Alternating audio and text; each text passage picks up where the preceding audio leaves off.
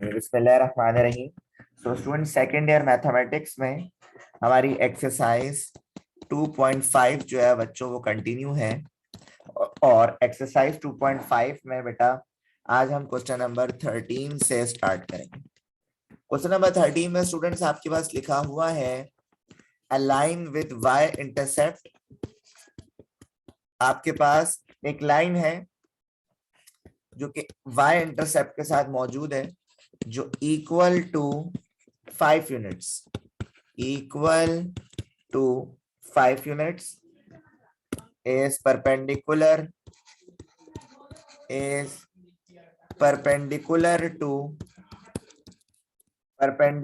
to the line through 4,3 and 2,3, 5,3 और आपसे कह रहे हैं फाइंड इट्स इक्वेशन।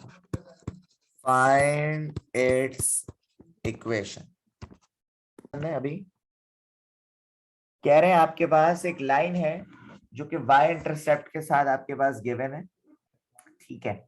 और आपसे ये कह रहे हैं वाई इंटरसेप्ट जो है वो इक्वल है किसके, 5 यूनिट्स के। और ये जो लाइन है ये परपेंडिकुलर है दूसरी लाइन के, ठीक है। क्या मतलब, मैं आपको मतलब समझा देता हूँ।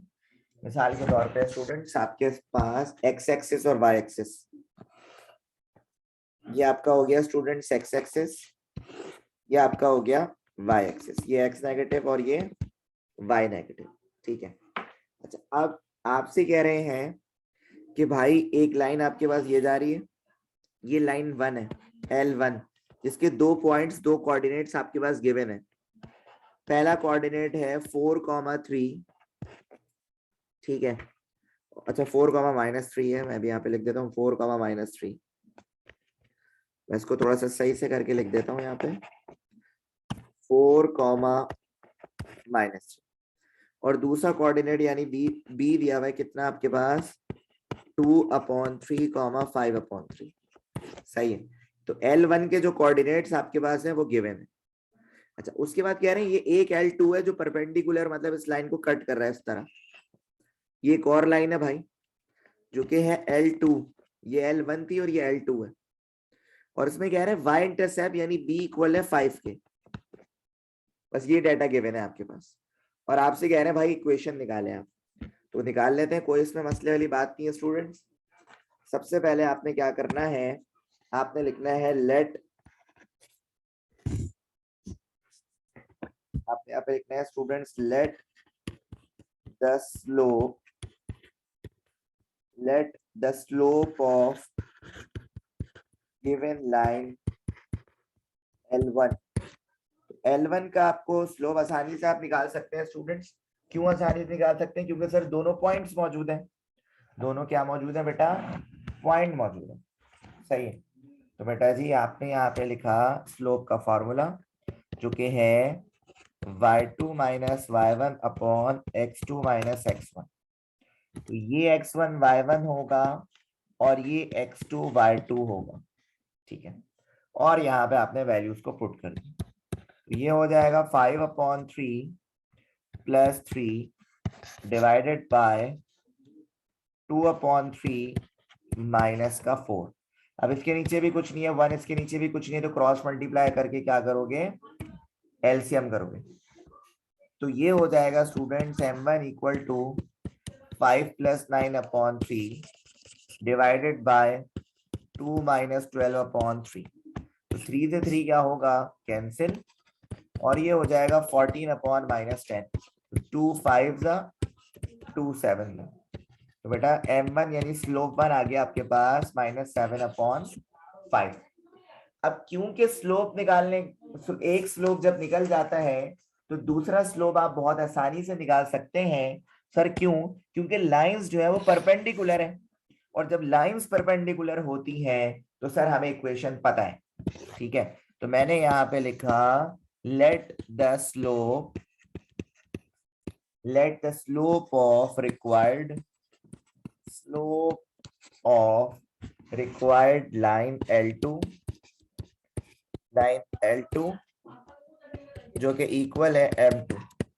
ठीक है, तो सर ये हो जाएगा आपके पास since L1 is perpendicular L2, then आपने लिख दिया भाई M1 multiply by M2 equal to -1। क्योंकि M1 आपके पास मौजूद है, -7/5 multiply by M2 equal to -1। तो बेटा जी 5 यहाँ पे डिवाइड हो रहा है, वहां जाके मल्टीप्लाई, M2 इक्वल टू -5 और -7 नीचे आ जाएगा, माइनस से माइनस कैंसिल, तो आपके पास यहाँ पे M2 आ गया। क्या आ गया स्टूडेंट्स? M2 आ गया। अब M2 आ गया तो आप आसानी से क्या कर सकते हैं, इक्वेशन बन लगा सकते हैं। सर कौन सी इक्वेशन की बात कर रहे हैं? बेटा ये उसी इक्वेशन की बात कर रहा हूं जब आपके पास इंटरसेप्ट की बात की जाए। जब एक इंटरसेप्ट की बात की जाए तो हम ये इक्वेशन लगाते हैं। और ये इक्वेशन कौन सी है सर? ये देखें मैं आपको बता रहा हूं, वो है y equal to mx plus b, है ना। ये कब करते हैं? जब आपके पास एक इंटरसेप्ट गिवन होता है। तो m कौन सा लोगे यहाँ पे यार? M2 लोगे जो अभी तुमने निकाला है। तो बेटा ये हो गया y equal to 5/7x plus b, यानी 5। इसी तरह ये हो जाएगा, 7 डिवाइड हो रहा है, यहाँ जाके मल्टीप्लाई, तो 7y equal to 5x plus 5, और ये भी इसके पास जाएगा, तो 5x minus 7y plus 5 equal to 0। तो ये रही स्टूडेंट्स आपकी इक्वेशन। तो स्टूडेंट अब क्वेश्चन नंबर 14 को देखते हैं। क्वेश्चन नंबर 14 में लिखा हुआ है x intercept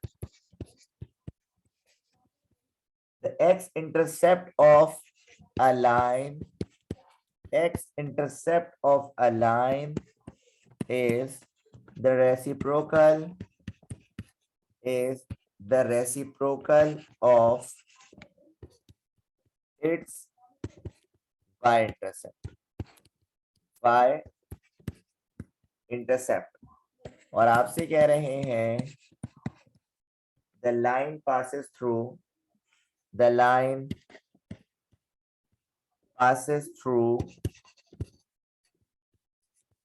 2, -1, और आपसे कह रहे हैं फाइंड इट्स इक्वेशन।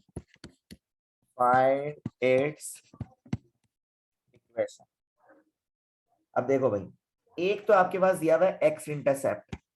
अब एक्स इंटरसेप्ट का मतलब मैंने अभी थोड़ी देर पहले तुम लोगों को बताया है, लेट एक्स इंटरसेप्ट यानी कि ए, कुछ देर के लिए मान लो a इक्वल टू के, कुछ देर के लिए, ठीक है। इसी तरह y इंटरसेप्ट आपके पास है b, y intercept equal to b। तो आपसे ये कह रहे हैं कि x इंटरसेप्ट जो है ना लाइन का, उसका रेसिप्रोकल है क्या? y intercept. तो बेट ये हो जाएगा आपके पास 1/k। ये क्या हो जाएगा? 1/k। और जब भी दो इंटरसेप्ट की बात की जाए तो आपको इक्वेशन पता है कि दो इंटरसेप्ट के लिए इक्वेशन ऑफ स्ट्रेट लाइन, तो बेटा ये हो जाएगा x/a प्लस y/b इक्वल है किसके? 1 के। तो a की जगह रखोगे a की वैल्यू यानी k, और b की जगह रखोगे b की वैल्यू यानी 1/k। सही है। तो बेटा जब आप इस तरह करेंगे तो ये हो जाएगा x/k प्लस y/1/k इक्वल है किसके? 1। ठीक है। इसी तरह x/k प्लस k यहाँ डिवाइड हो रहा है, यहाँ जाके मल्टीप्लाई, तो ये हो जाएगा ky equal to 1।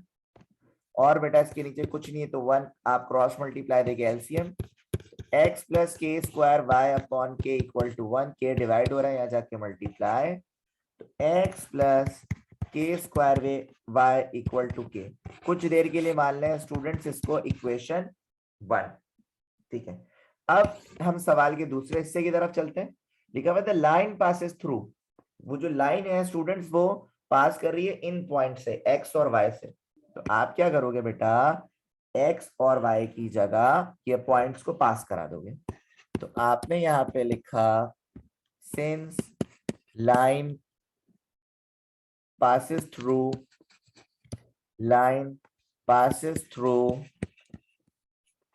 2 2 comma minus 1, तो ये हो जाएगा 2 plus k square minus 1 equal to के, और 2 माइनस के स्क्वायर इक्वल टू के, इन सबको उधर भेज दो, तो ये हो जाएगा के स्क्वायर प्लस के माइनस 2 इक्वल टू 0। जाहिर सी बात है इसमें मिडिल टर्म फैक्टर परफॉर्म किया जाएगा, तो ये हो जाएगा के स्क्वायर प्लस 2k माइनस के माइनस 2 इक्वल टू 0। यहाँ से k निकालोगे, ये आ जाएगा के इंटू के प्लस 2 माइनस 1, तो ये हो जाएगा k और ये भी प्लस 2। तो सर देखें ये दोनों ब्रैकेट क्या आ गए, सेम। तो जब ये दोनों ब्रैकेट सेम आ गए तो k प्लस 2 एक ही दफा लिखो, और k माइनस 1 इक्वल है किसके, 0 के। तो यहां से k की दो वैल्यू आएगी भाई, k इक्वल टू -2 और k माइनस 1 इक्वल टू 0, यानी k इक्वल टू 1। तो देख सकते हैं आप k की कितनी वैल्यू आ रही है, 2। तो अब k की वैल्यू को पुट करोगे कहाँ पे स्टूडेंट्स, आपने ये इक्वेशन 1 में, ताकि आपकी क्या बन जाए, इक्वेशन। लेकिन k की दो वैल्यू आ रही है, तो पहले k की एक वैल्यू पुट करो, put k equal to -2 in equation 1। तो ये हो जाएगा x प्लस -2 का whole square y equal to -2, x plus 4y -2 अंदर बुलाओ प्लस 2 इक्वल टू 0। एक तो इक्वेशन आपकी ये बन गई। इसी तरह फिर put k equal to 1 in equation 1, तो बेटा ये हो जाएगा x प्लस 1 का होल स्क्वायर y इक्वल है 1, x plus y minus 1 equal to 0। तो बेटा ये देखें आपके पास ये इक्वेशन है, ठीक है। तो बहुत ही सिंपल सा क्वेश्चन था स्टूडेंट्स। अच्छा जी, तो क्वेश्चन नंबर 15 स्टूडेंट आपके पास है, find the equation, find the equation of the straight line which passes through the point -3, 2 and is such that the portion of it between the axis is divided by the point in the ratio चलें, अब जरा question को समझ लें कि question में आपसे क्या फरमा रहे हैं, ठीक है। देखिए सबसे पहले तो आपके पास एक एक्स एक्सिस मौजूद है और एक वाई एक्सिस मौजूद है, ठीक है। और आपसे कह रहे हैं भाई, अच्छा ये एक्स नेगेटिव है और ये वाई नेगेटिव है, और आपसे ये कह रहे हैं आपके पास एक लाइन जा रही है ये, ठीक है। और इस लाइन में आपके पास एक पॉइंट दिया हुआ है, ठीक है, और इस पॉइंट को कह रहे हैं -3, 2, ठीक है। ये आपको दिया हुआ पॉइंट P, सही है। और यहाँ ये पॉइंट है P1 और ये जो पॉइंट है ये है P2, सही। अच्छा, अब आपसे क्या फरमा रहे हैं स्टूडेंट्स, अच्छा इस पॉइंट को कहते हैं स्टूडेंट्स आप A,0, इस पॉइंट को क्या कहते हैं, A,0, और इस पॉइंट को कह दें आप बेटा जी 0,B। अब आप बोलेंगे सर ये पॉइंट आप कहाँ से लेकर आए, तो बेटा जी ये बात तो पता है ना हमें कि यहां से लेकर यहां तक के डिस्टेंस को हमने कहा A, और यहां से लेकर यहां तक के डिस्टेंस को हमने कहा B, ठीक है। तो एक्स एक्सिस पे हम A,0 लेंगे और यहाँ पे हम लेंगे वाई एक्सिस पे लेंगे हम 0,B, ठीक है। और क्योंकि यहाँ पे रेशियो गिवन है, कहाँ गया 1:2, अच्छा आखिरी में मैं रेशियो लिखना भूल गया, रेशियो गिवन है 1:2। तो बेटा पहले रेशियो को कहते हैं M1 और दूसरे रेशियो को कहते हैं M2। तो हम यहाँ पे रेशियो थ्योरम लगाकर पॉइंट हासिल कर लेंगे, ठीक है। तो रेशियो थ्योरम लगाकर मिसाल के तौर पे ये कहोगे इसको x1 y1, इसको कहोगे x2 y2, और ये रहा तुम्हारा m1 और m2। तो हम रेशियो थ्योरम लगा के यहाँ पे कोऑर्डिनेट्स निकालेंगे बेटा पी के। क्या निकालेंगे? कोऑर्डिनेट्स। क्या करेंगे देखो मैं बताता हूँ। आपने यहाँ पे लिखा सॉल्यूशन में सिंस पी जो है यानी ये वाला जो पॉइंट है ये क्या कर रहा है? Divides P1 and P2 internally